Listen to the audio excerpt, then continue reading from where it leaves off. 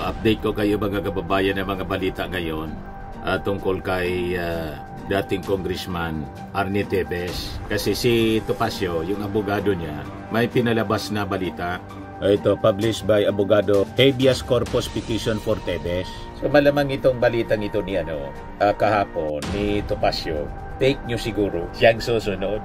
Once dininay yung kanyang asylum application sa Netherlands, nasa paniwala natin, tulad ng paniwala ng ating mga authorities, i-deny. Idagdag ko na lang po itong mga balita ngayon. May bago ng Solgen po, palit ni Guevara, ni Dardo Guevara, si Atty. Bernabe po.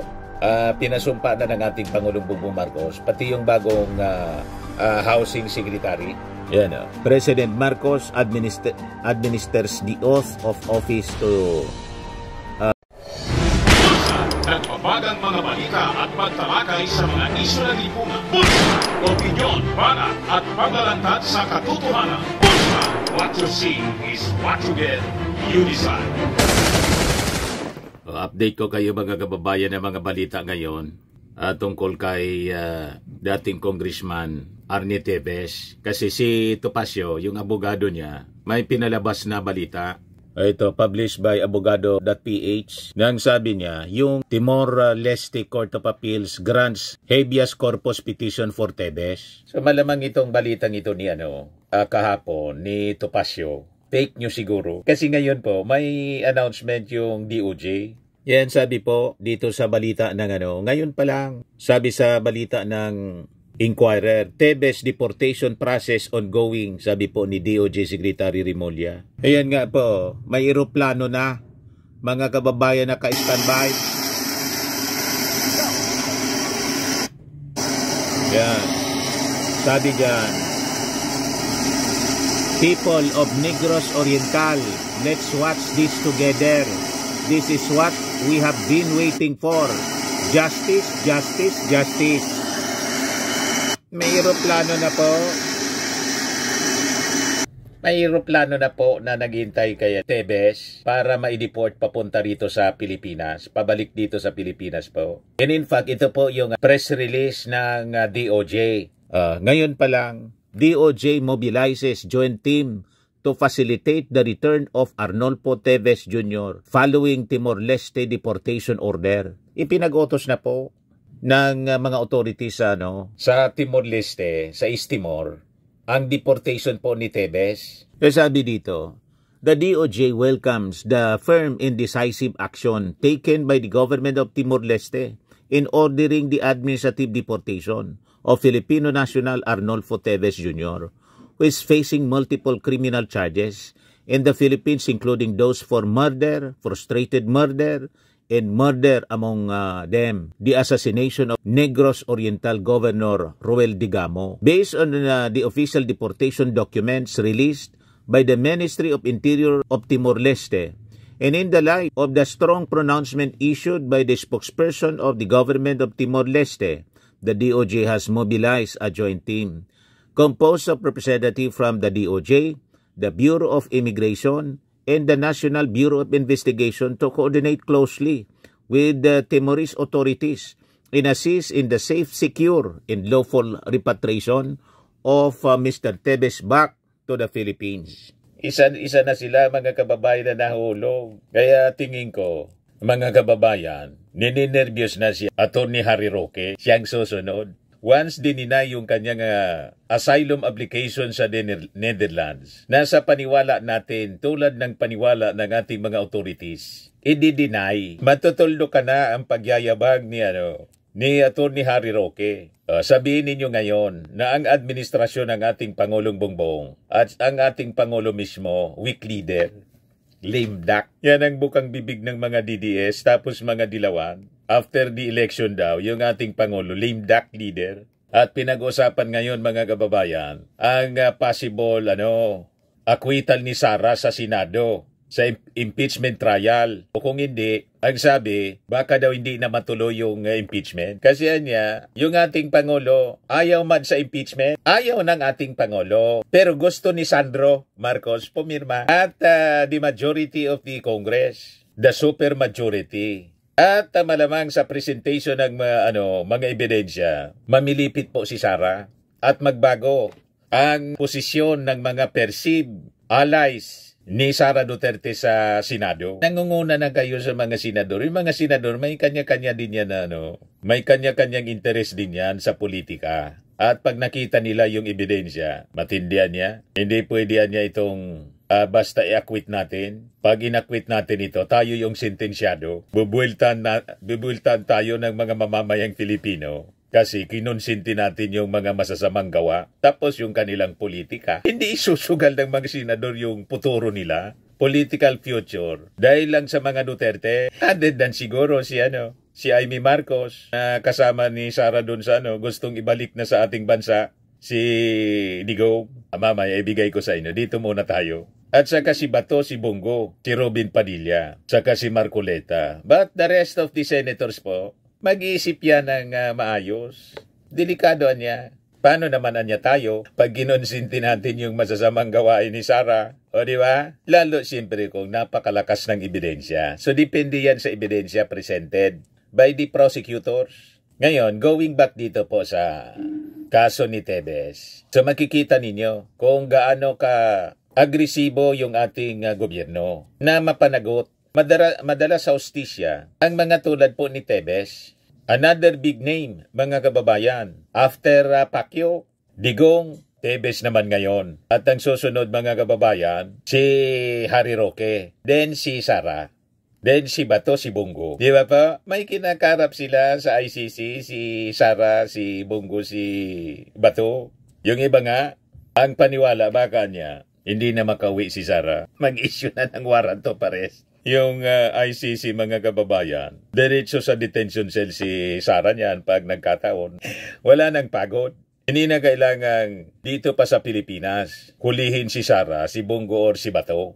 Si Bato nandun na rin. Bumisita po kay Digong. Anyway, balik muna tayo dito kay Tebes. So sabi dito mga kababayan, the DOJ takes note of the statement issued by the Presidency of the Council of Ministers of Timor-Leste, which declared Mr. Tebes' presence a threat to national security and public order, citing the seriousness of the charges against him and the absence of any legal authorization for him to remain in their country.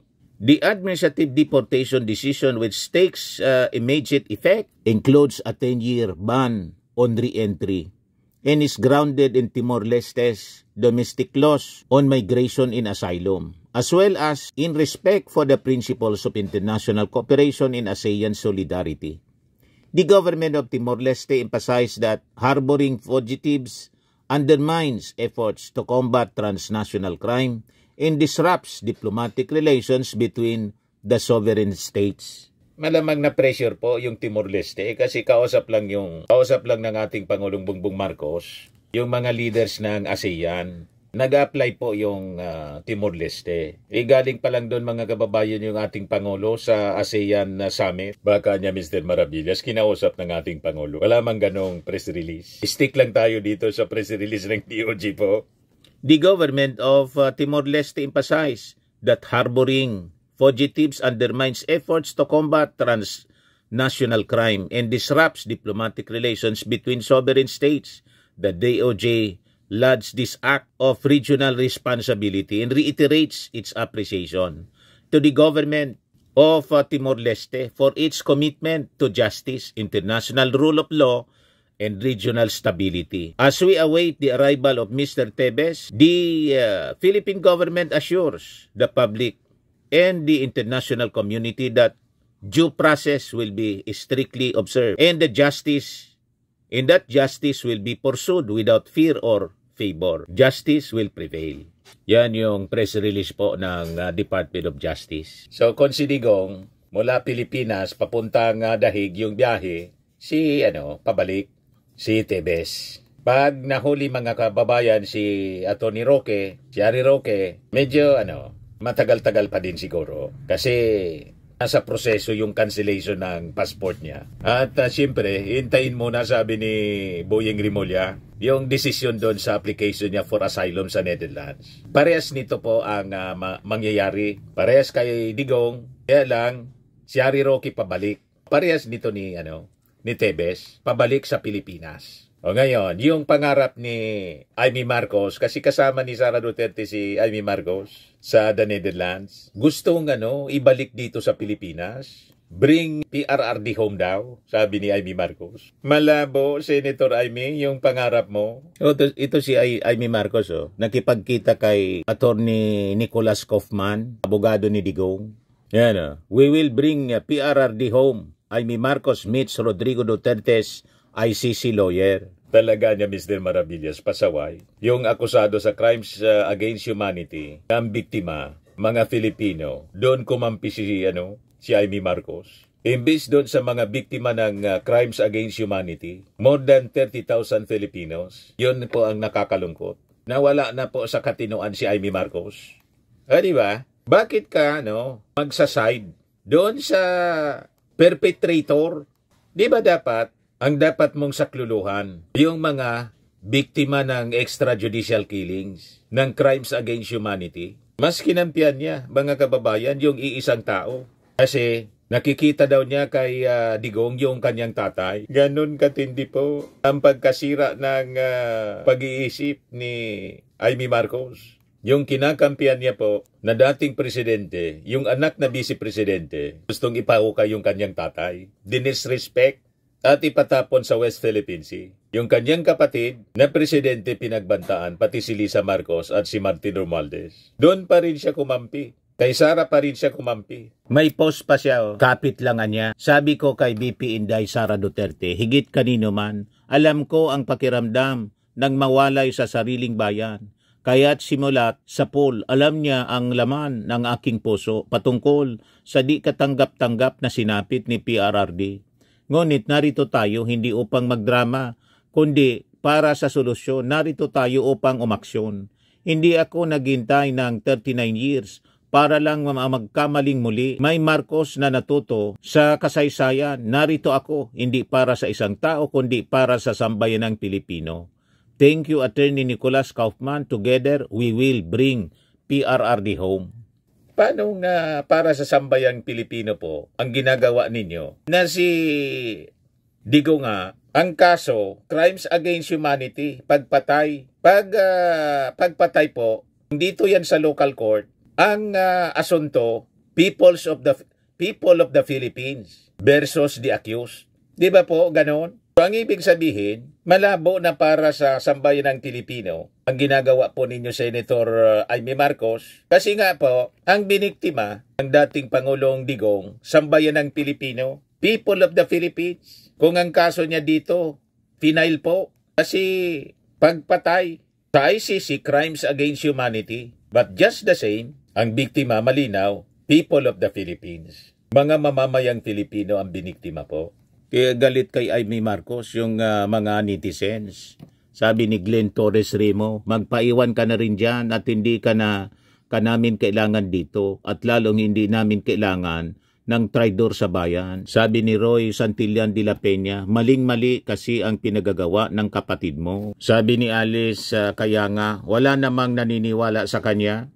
Sabi ni Jesus Ibarra Ancheta, puro nga kayo family drama, asa na yung serbisyo sa bayan? Sabi ni Mario Sison, in your dreams. Sabi ni Lucel, kaaway mo sa politika si Sara, hindi magiging ganyan ang pakiramdam mo kay PRRD. Bakit nung pinatay ba si Ninoy sa tarmac, ganyan din ba kaapektado? May ambisyon ka din talaga, kaya pilit kang dumidikit sa mga Duterte at the expense of your own family. Sasabihin mo, para sa bayan ang ginagawa mo. Sabi ni Eli Antonio, alam mo pala, ba't gusto mong mangyari sa kapatid mo? Parang isinusubo mo ba diya sa apoy? Di mo ba iniisip consequences na manghakbang mo? Kung galit ka sa dalawang tao, ba't di sila harapin mo? Ba't mo dinadamay ang mga walang kinalaman? Buong bayan, magsasapir, di mo naintindihan yon. Kung inosente, mapapatunayan yon. Gaya ng nangyari sa mga pamilya mo. Ba't di nila harapin mga binibintang sa kanila? Kung malinis ang konsensya, ma'am, tas noo kang harap dahil wala kang ikinakabahala. Ang nakapagtataka, ba't di siya makaharap? Ginagawa, nag-aamo, nagmumura. Ano yan? Ganun ba talaga ngayon? Kakampiyan ang mali? Wala nang puwang ang tama? Sabi ni Chubby Midiran, hay nako, ng mga utos ng EJK, walang nagrireklamo. Ngayong hinuli, panay kayo paawa. Iyong mga namatayan, may naawa ba sa inyo? Bulok na sistema pa rin ang pinairal nyo. Kung mahirap ba yan, gagawin ng mga senador, hindi kasi wala silang mapapala, puro kayo plastic na pag-interes sa katungkulan. Na ba si Amy Marcos na mga netizens? Hindi kumbinsido sa mga drama niya. Kasi malinaw naman po. Ba't kakakampi doon sa akusado ng crimes against humanity? Ang biktima, kapwa mo Pilipino. Kung may dapat kang kampihan, dapat yung mga biktima, hindi yung akusado. Anyway, idagdag ko na lang po itong mga balita ngayon. May bago ng Solgen po, palit ni Guevara, Medardo Guevara, si Atty. Bernabe po. Pinasumpa na ng ating Pangulong Bongbong Marcos, pati yung bagong housing secretary. Yan, President Marcos administers the oath of office to new DHU-SUD Secretary Jose Ramon Aliling and new Solicitor General Darlene Marie Bernabe in Malacanang. Ito yung bagong Solicitor General. Siya po. So tama lang itong pinalitan. Tao ni Digong kasi po itong si Guevara. Kaya ang ginagawa ngayon, purging. Pati nga po yung mga GOCCs, pinasabit ng ating Pangulo ng courtesy resignation. Kasi pati sa mga GOCCs, may mga tao pa si Digong. So inuna yung mga cabinet secretaries, then nasunod yung mga GOCCs. O ngayon, sino itong si Bernabe? Naging din siya ng UP. College of Law noong 2023 at dating opisyal din siya, CEO ng Pag-ibig Fund. So sabi rito, Bernabe obtained her bachelor's degree in philosophy sa UP noong 1995. Graduating summa cum laude pala to. And class valedictorian. She obtained her law degree from UP Law noong 1999. Graduating salutatorian. So prior sa kanyang appointment as Solicitor General, she was among the contenders interviewed by the Judicial and Bar Council earlier this month for the replacement of Supreme Court Associate Justice Mario Lopez na mag-retire po sa June 4, 2025. Ito naman po, Firmax Firming and Lifting Cream, pinapahid po sa mga pulses in affected area. Mainam po sa paninigas ng mga kaso-kasuan. Ito naman po, Automax Radiant Serum. Sa mukha naman yung application, anti-aging po siya. You will look 10 years younger than your age. Sa mga cancer patients naman po, baka lang gusto ninyo itong itry. Neng siya red mixed fruit drink. Hindi mo po siya gamot, food supplement siya. Kaya lang, gawa siya mga kababayan sa goji berry. Yung goji berry, may anti-cancer properties. O ngayon, yung mga inquiries ninyo, dumiritso na lang kayo sa aming messenger sa Facebook para masagot namin agad. Ayos pa? Ayos na ayosan niya, Mr. Maravilla. At sa mga naghanap po ng malinis and spacious fitness gym, pumunta lang po kayo sa aming Colossal Fitness Gym. May Grab car rental din po kami. Ito naman po yung bago naming product na binibenta online. Eye Glow Serum, whitening po siya. Tingnan ninyo yung epekto sa aking anak na architect before and now. Yung mga inquiries po ninyo, dumiretso na lang kayo sa kanyang Facebook account, Riz Maravillas.